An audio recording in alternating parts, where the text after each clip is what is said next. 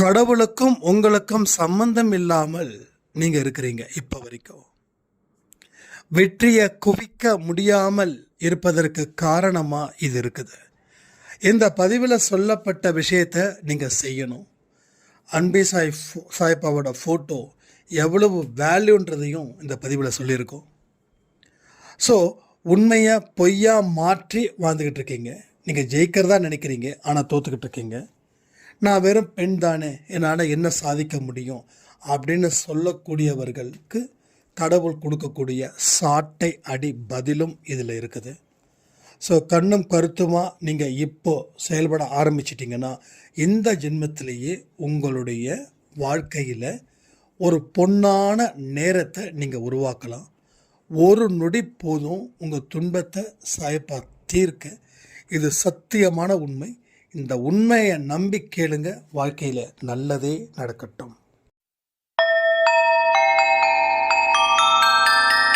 ஓம் சாயிரா சாயிரா, ஓம் சாயிரா சாயிரா, ஓம் சாயிரா சாயிரா, அன்பே சாயிரா, பேரன்பே சாயிரா, அகிலம் தளிக்க ஆத்மா விழிக்க அனுதினம் சாயிரா, எங்கள் அன்பே சாயிரா. ஒன்றே இறைவன், ஒன்றே பூமிக்கென்றும் சாயிரா, சரணம் சாயிரா, நன்றே செய்து வாழ்வோம், நாம் ஒன்றே செய்து வாழ்வோம், அன்பே சாயிரா.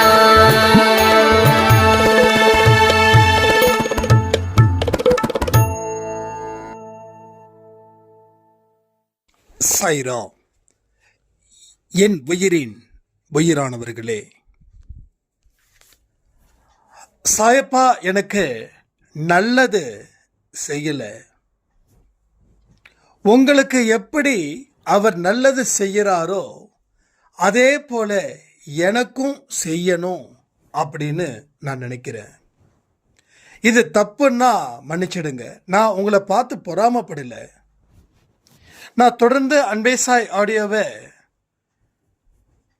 2 வருஷமா பார்த்துக்கிட்டு தான் இருக்கேன். ஆனால் எனக்கு ஏதோ சரியானது போல இருக்குது, ஆனால் சரியாகலை. சரி ஆயிடுச்சுன்னு நினைக்கும் போது அது சரியாகாம இருக்கக்கூடிய ஒரு விஷயத்தை பிரதிபலித்து அதன் மூலமாக நான் கடும் வேதனையை மன உளைச்சலை அடைஞ்சிருக்கேன். அதனால் எனக்கு ஒன்றும் புரியல. நான் என்ன செய்யணும்? என்கிட்ட இருக்கக்கூடிய குறைகள் தான் என்ன? எதை சரி பண்ணால் எனக்கு உங்களை மாதிரி, அதாவது என்னோட லைஃப்பில் இருக்கக்கூடிய விஷயத்த சொல்கிறாங்க, அது சரியாகும், தப்பாக இருந்தால் மன்னிச்சுக்கோங்க அப்படின்னு அவங்க அதை கேட்டிருந்தாங்க. ஸோ ஒரே விஷயம், எதுவுமே நான் இங்கே தப்பாக நினைக்க போகிறது இல்லை. ஒவ்வொரு மனுஷனுக்கும் வெற்றி அடைந்தவனை பார்க்கும்போது அவனை போல வெற்றி அடையணும்னு நினைக்கிறது தப்பே இல்லை. அதனால் நீங்கள் அது பொறாமை அப்படின்ற லிஸ்ட்டுக்கு இங்கே கொண்டு வர்றதுக்கு வாய்ப்பே இல்லை. ஆனால் இவெல்லாம் வாழ்கிறானே, என்னால் வாழ முடியலையே, அதுதான் பொறாமைத்தனம். சரிங்களா? அதனால் பிரச்சனை இல்லை. ஏன்னா எனக்கு பொறுத்த வரைக்கும் நான் தெளிவாக டே 1ல் இருந்து இப்போ வரைக்கும் சொல்கிறது, நான் அடைஞ்ச வெற்றியை விட நீங்கள் குறைஞ்சபட்சம் 100 மடங்கு வெற்றியாவது அடையணும். இதுதான் சாய்ப்பா மேலே சத்தியமாக நான் வச்சிருக்கக்கூடிய பிரார்த்தனை. 10 மடங்கு இல்லை, 100 மடங்கு. அதுதான் எனக்கு உண்மையான வெற்றி. என்னோட வெற்றி எங்கே இருக்குதுன்னா, நான் மட்டும் ஜெயிக்கிறதுல பெரிய விஷயமே இல்லை. உங்களை ஜெயிக்க வைக்கிறதுல சாயப்பா என்ன ஒரு சின்ன கருவியாக பயன்படுத்துகிறார், அவ்வளோதான். சின்ன கருவி. கண்ணுக்கு தெரியாமல் ஒரு அளவு இருந்ததுன்னா அது எந்த அளவோ அதை விட சின்னதாக தான் ஒரு கருவியாக என்னை பயன்படுத்துகிறார். இதை நான் மிகப்பெரிய பாக்கியமாக நினைக்கிறேன். அன்பே சாயில் ஆடியோ கொடுக்கறது பெரிய பாக்கியமாக நினைக்கிறேன். இது எல்லாம் தெரிஞ்சுக்கணும். ஏன்னா எனக்கு ஏன் வெற்றி அடைஞ்சதுன்றதுக்குன்றான சப்ஜெக்டை அப்போயே நான் ஸ்டார்ட் பண்ணிட்டேன். ஆடியோ அந்த கேள்விக்கு அப்புறமா வர்றதுலேருந்தே அதுதான் பதில். அப்போது எல்லா விஷயமும் நான் எனக்கு கிடைச்ச ஒரு புண்ணியமாக நினைக்கிறேன். எல்லா விஷயமும் என்னோட அம்மா எனக்கு கிடைச்ச புண்ணியம், என்னோட அப்பா எனக்கு கிடைச்ச புண்ணியம், விஷ்ணு எனக்கு கிடைச்ச புண்ணியம், அன்பே சாய் குடும்பம் எனக்கு கிடைச்ச புண்ணியம், காயத்ரி எனக்கு கிடைச்ச புண்ணியம், என்னோட தொழில் எனக்கு கிடைச்ச புண்ணியம், என்னுடைய எதிரிகளும் எனக்கு கிடைச்ச புண்ணியம், நான் யூஸ் பண்ணக்கூடிய அத்தனை பொருளும் எனக்கு கிடைச்ச புண்ணியம். அது சோப்பாக இருக்கட்டும், சீப்பாக இருக்கட்டும், இல்லை பெர்ஃப்யூமாக இருக்கட்டும், இல்லை நான் பார்க்குற டிவியாக இருக்கட்டும், இல்லை நான் யூஸ் பண்ணுற மொபைலாக இருக்கட்டும், நான் யூஸ் பண்ணுற காராக இருக்கட்டும், நான் யூஸ் பண்ணுற பைக்காக இருக்கட்டும், நான் யூஸ் பண்ணக்கூடிய செருப்பாக கூட இருக்கட்டும், எல்லாமே எனக்கு கிடைச்ச புண்ணியம். ஏன்னா எல்லாத்தையும் நம்பி தான் நான் இருக்கேன். ஒரு வெளியில் போகணுமா, எனக்கு பைக் தேவைப்பட வேண்டிய இடத்துல பைக்கில் போகிறேன், கார் தேவைப்பட வேண்டிய இடத்துல காரில் போகிறேன். அப்போ கார் எனக்கு உதவி பண்ணுது, பைக் எனக்கு உதவி பண்ணுது இல்லையா? ஏன்னா அழகாக இருக்க சீப்பு எனக்கு உதவி பண்ணுது, நான் பேச பார்க்க என்னோடய ஃபோன் எனக்கு ஹெல்ப் பண்ணுது, குடிக்கிற தண்ணி எல்லாமே. இதை ஏன் இவ்வளோ தூரம் ஆழமாக சொல்லுற, கொஞ்சம் விரிவாக சொல்லுற அப்படின்னா ஒரே ஒரு விஷயந்தான். நமக்கு கிடைச்ச அத்தனையும் நமக்கு சிறப்பானதா கடவுள் கொடுத்தாரு. கடவுள் கொடுத்துறத ஏற்றுக்கிட்ட அதை நான் மனப்பூர்வமாக ஏற்றுக்கிறேன். அதனால் நான் யூஸ் பண்ணக்கூடிய எந்த பொருளும் சரி, என் கூட இருக்கிறவங்க எல்லாரும் சரி, எல்லாருமே எனக்கு மிக மிக வேண்டப்பட்டவங்க தான், எனக்கு தேவையானவங்க தான்.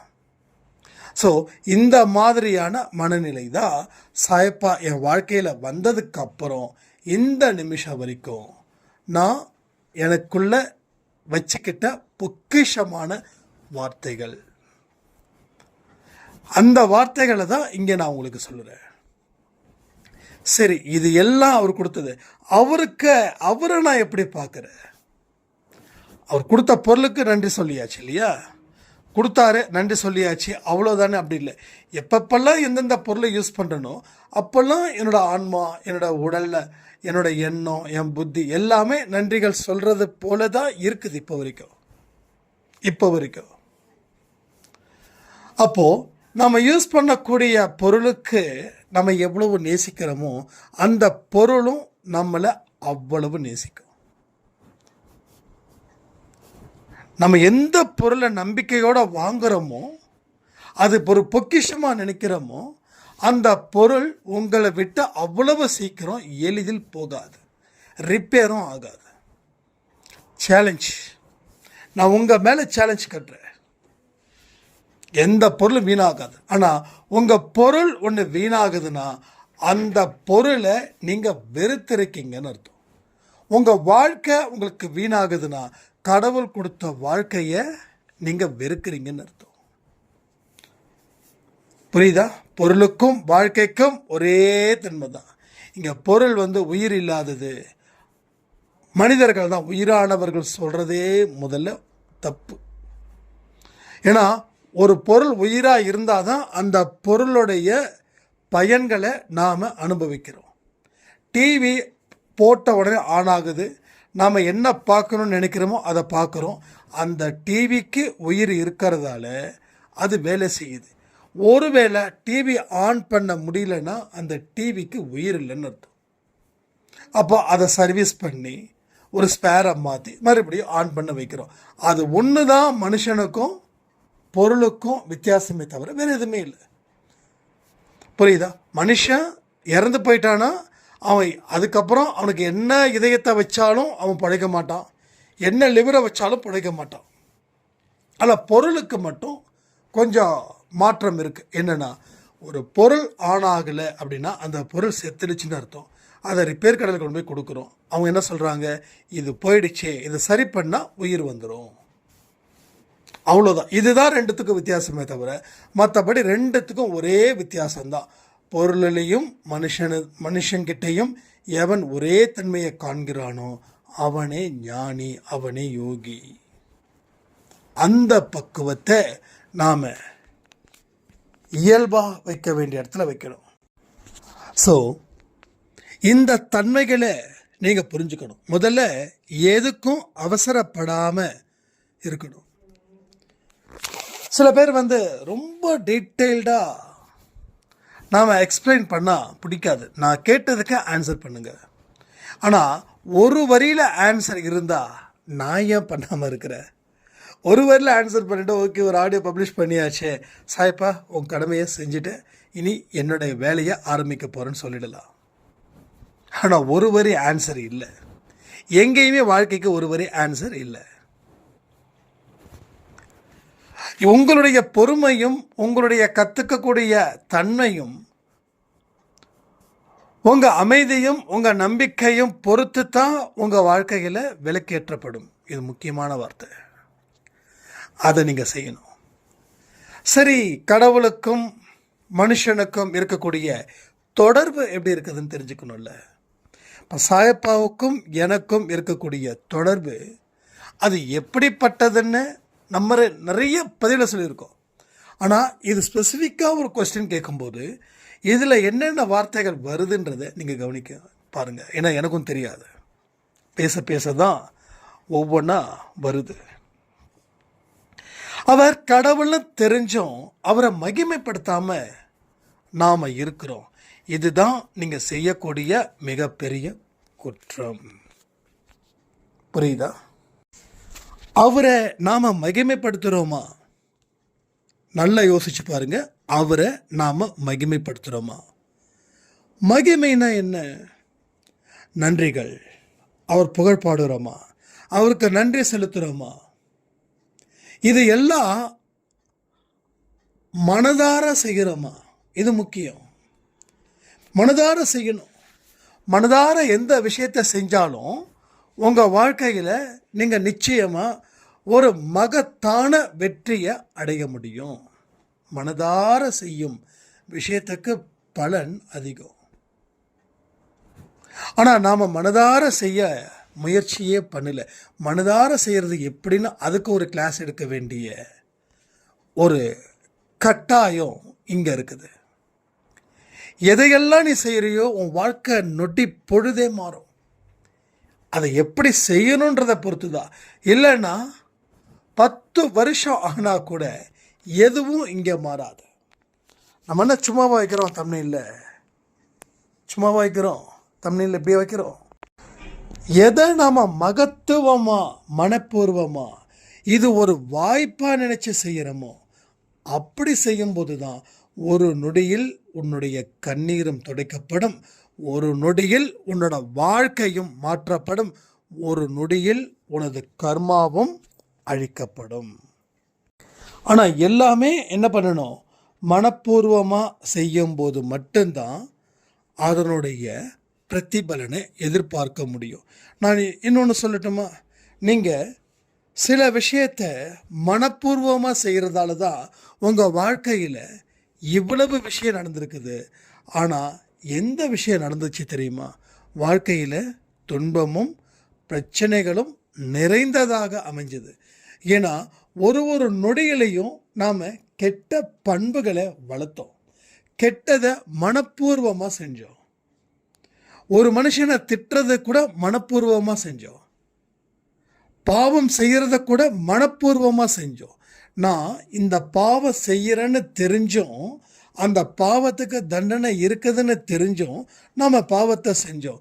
அப்போது தண்டனை இருக்குதுன்ற ஒரு விஷயத்தை நாம் செய்கிறோன்னா விரும்பி செஞ்சுருப்போமா இல்லை விரும்பாமல் செஞ்சுருப்போமா?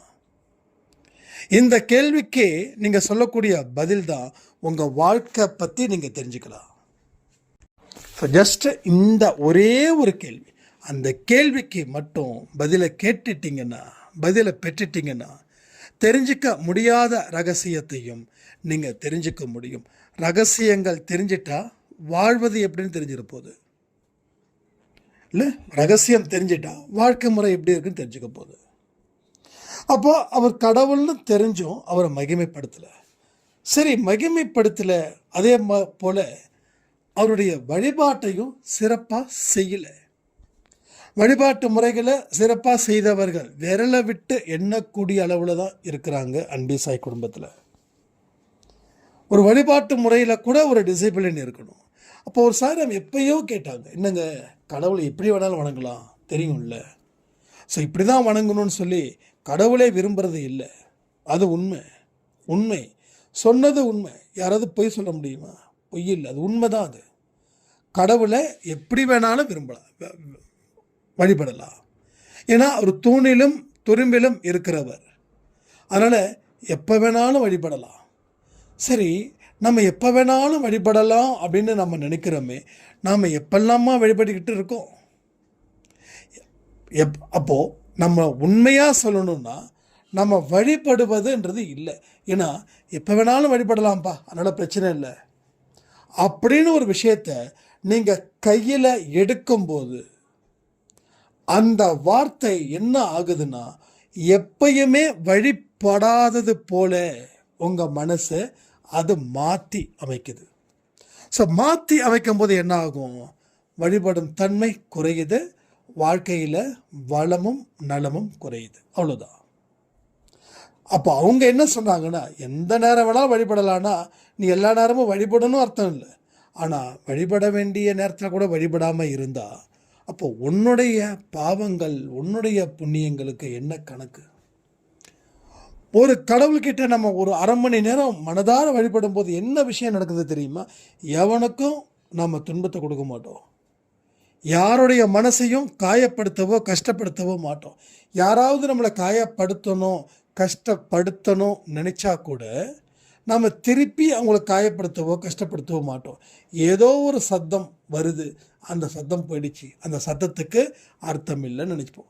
ஒரு நாய் குலைக்குதுன்னா அது அர்த்தத்தோடு குலைக்குதா? என்னமோ கத்துது. அதுக்காக உங்களை திட்டவங்களை நாயின்னு சொல்ல வேண்டாம். நாயும் ஒரு விலங்கு தான், அதுவும் கடவுள் படைச்சது தான். நான் சொல்கிறத சரியான முறையில் புரிஞ்சுக்கோங்க.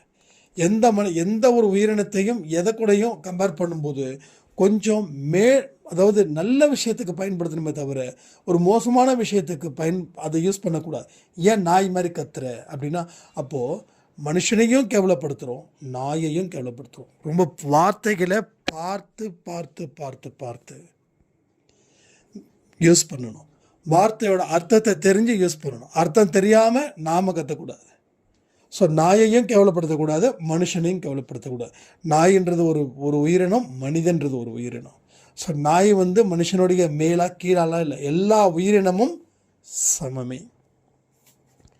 அப்போ கடவுளை நம்ம வழிபாடு அப்படின்றது இல்லை, சுத்தமாக இல்லை. இதுதான் உண்மை. சரி, அப்போனா என்ன செய்கிறோம்? அப்போ ஏதோ ஒரு சிந்தனைகளை செஞ்சு நம்ம வீணாக போயிட்டோம். ஏதோ ஒரு சிந்தனைகள் அதிகரிக்குது. அதிகப்படியான சிந்தனை உன்னை கொல்லும். அதிகப்படியான சிந்தனை உன்னை கொல்லும். அதாவது ஸ்லோ பாய்சன். உடனேலாம் கொள்ளாது. கொஞ்சம் கொஞ்சமாக அந்த விஷத்தன்மையை உடலுக்குள்ளே கொண்டு வரும். ஒரு நாள் அது ஒட்டுமொத்தமாக முடிச்சிடும். இதுதான் இங்கே நடக்கும். அப்படிப்பட்ட விஷயங்கள் தான் இங்கே ஒவ்வொரு மனுஷனுடைய வாழ்க்கையிலையும் திரும்பி திரும்பி திரும்பி திரும்பி நடக்குது. நல்லா கவனிங்க. கவனத்தை தயவு செய்து அடிக்கிட்டு வைங்க. அப்போ உங்கள் சிந்தனைகளால் நீங்கள் வீணாக்கப்படுறீங்க, ரைட்டா?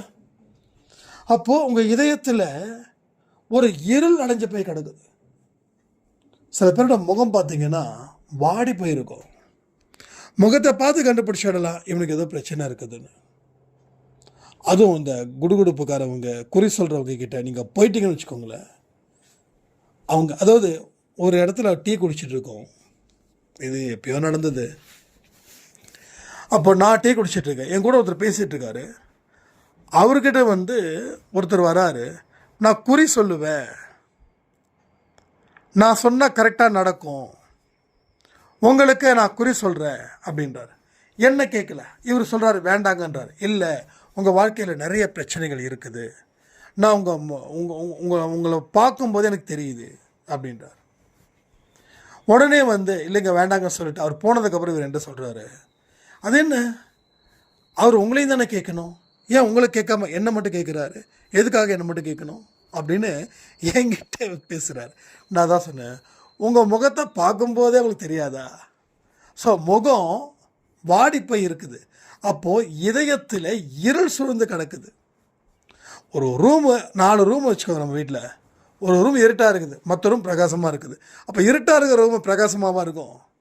அப்போ இருளடைந்த இதயம் எப்படி இருக்கும், முகத்தில் காட்டும், இல்லை அகத்தின் அழகு முகத்தில் காட்டுன்னு சொல்லுவோம். அதுபோல் அப்போ இந்த இடத்துலையும் நாம் என்ன பண்ணுறோம், அதிகப்படியான சிந்தனைகள் மூலமாக நம்ம வாழ்க்கையில் வாழ வேண்டியதை வாழாமல் எதிர்மறை எண்ணங்கள் சூழ்ந்து கொண்ட இருக்கக்கூடிய மனிதர்களாக நாம் வாழ்ந்துட்டுருக்கோம்.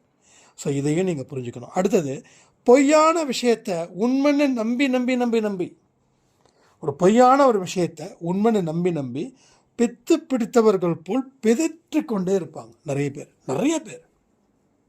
எல்லா இடத்துலையும் பார்த்திங்கன்னா அன்னைக்கு பெண்கள் மட்டும்தான் இந்த வேலையை அருமையாக செஞ்சாங்க. ஆனால் இன்னைக்கு பெண்களை விட ஆண்கள் ரொம்ப சிறப்பாக செய்கிறாங்க.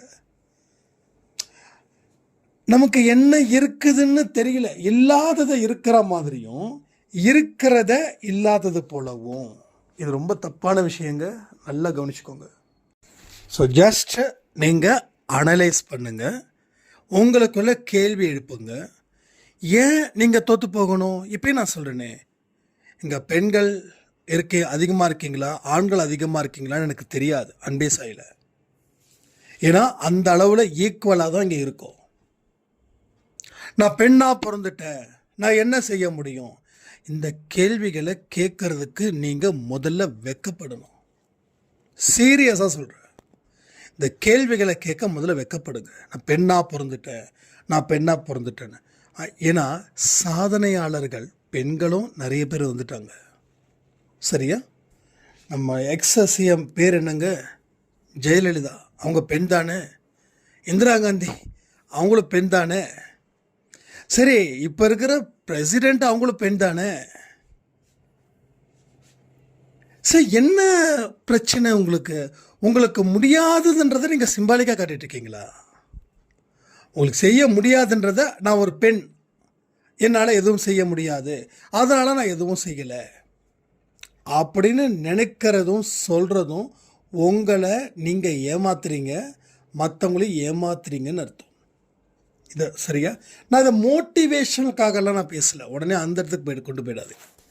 கடவுள் உண்மையாகவே ஆண்களுக்கும் பெண்களுக்கும் சரிசமமான திறமையை தான் வச்சுருக்கார். அந்த திறமையை பயன்படுத்துகிறவங்க ஜெயிக்கிறாங்க, பயன்படுத்திக்க முடியாதவங்க, பயன்படுத்த தெரியாதவங்க, பயன்படுத்த விருப்பம் இல்லாதவர்கள் ஒரு காரணத்தை காட்டி ஒதுங்கி நிற்கிறாங்க. ஒதுங்கி நிற்கிறவர்கள் அத்தனையுமே தோல்வியாளர்கள், முதுகு எலும்பு இல்லாத கோழைகள். இந்த வார்த்தை கனமாக இருந்தால் நான் மன்னிச்சிடுங்க. ஏன்னா திரும்பவும் சொல்கிறேன், என்னை விட 100 மடங்கு இங்கே நீங்கள் ஜெயிக்கணுன்றதுக்காக தான் இந்த வார்த்தையை பயன்படுத்த வேண்டிய அவசியம் எனக்கு இருக்குது, வேறு எதுக்கும் இல்லை. ஸோ நானும் முதுகெலும்பு இல்லாத கோழையாக தான் இருந்தேன். எல்லாரையும் பகைச்சிக்கிட்டு அதுதான் வீரம்னு நினச்சேன். கோவப்படுறதெல்லாம் நல்லா பயங்கரமான கோவக்காரன். இது ஒரு சுத்த பைத்தியக்காரத்தனமான வேலைகளை நான் செஞ்சிகிட்டு இருந்தேன். கோவப்படுறது வீரனா? கோவப்படுறவன் தான் உண்மையிலே சொல்கிறேன், இந்த உலகத்தில் 1ஆம் நம்பர் முட்டாள், ஏமாந்தவன். ஏமாந்ததால தான் அவன் கோவப்படுறான். அப்போ அறிவில்லாதவன் தான் கோவப்படுவான். ஓப்பனாக சொல்லணுன்னா எங்கேருந்து வருதுன்னா, எவனுக்கு அறிவு இல்லையோ அவன் அதிகமாக கோவப்படுவான், எவனுக்கு அறிவு இருக்குதோ அவன் கோவப்படுறது கம்மியாக இருக்கும், அவ்வளோதான். அப்போது நீங்கள் யோசிச்சு பாருங்கள், நீங்கள் அறிவாளியாக இருக்கீங்களா இல்லை முட்டாளாக இருக்கீங்களா? என்னுடைய தோல்விக்கு நான் தான் காரணம்னு சொன்னால் போதுமா? அந்த தோல்விகளை இருந்து மீண்டு வர வேண்டாமா? ஒரு வளர்ச்சிக்கு உண்டான பாதையை கடைபிடிக்க வேண்டாமா? இதையெல்லாம் செய்யாமல் நான் அப்படி மட்டும் இருந்துட்டா, இந்த வார்த்தை ஜாலங்கள் வேண்டாம். வார்த்தை ஜாலங்கள் கொடுத்தா வேதனையால் தோரணம் கட்டக்கூடிய நிலைமை வந்துடும். ஸோ வேதனையை தீர்க்கணும்னா செயல் ஈடுபடு. முதல்ல எது உண்மை எது பொய்ன்னு கண்டுபிடி. பொய்யை உண்மையாக்க முயற்சி பண்ணி நீ ஜெயிச்சிட்டு தான் நினச்சி நீ தொடர்ந்து தோத்துக்கிட்டே இருக்க. உறவுகள் கிட்ட ஜெயிக்கணும்னு சொல்லி நீ தோத்துக்கிட்டு இருக்க. இதுதான் இங்கே எல்லாருடைய விஷயத்துல நடக்குது.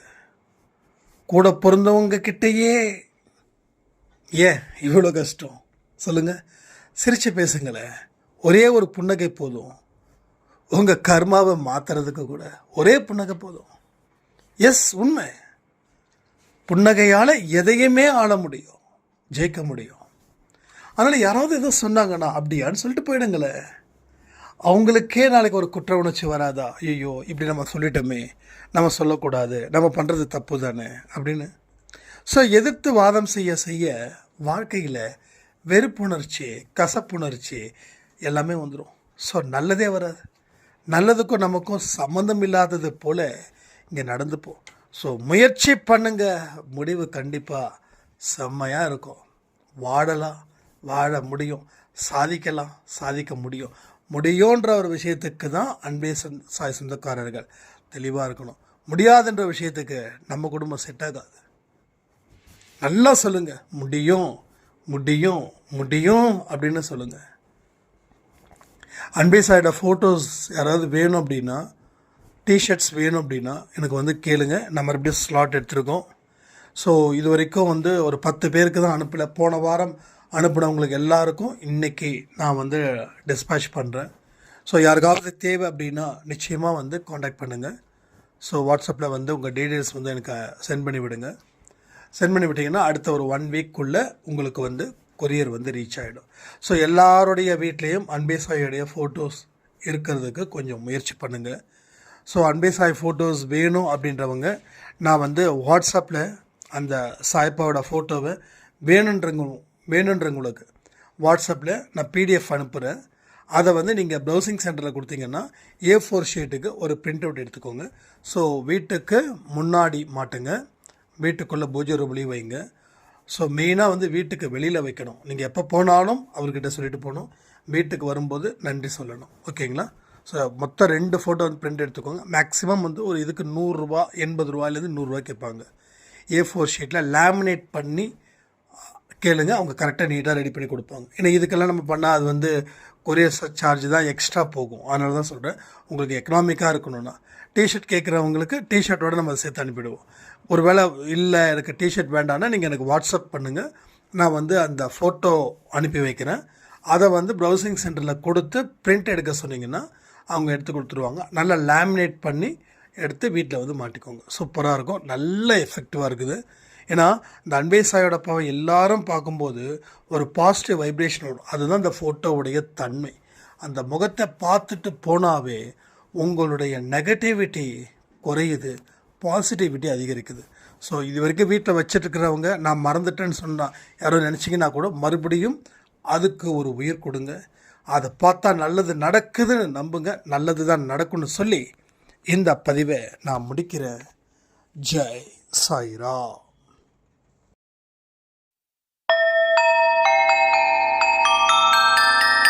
ஓம் சாயிரா சாயிரா ஓம் சாயிரா சாயிரா ஓம் சாயிரா சாயிரா அன்பே சாயிரா பேரன்பே சாயிரா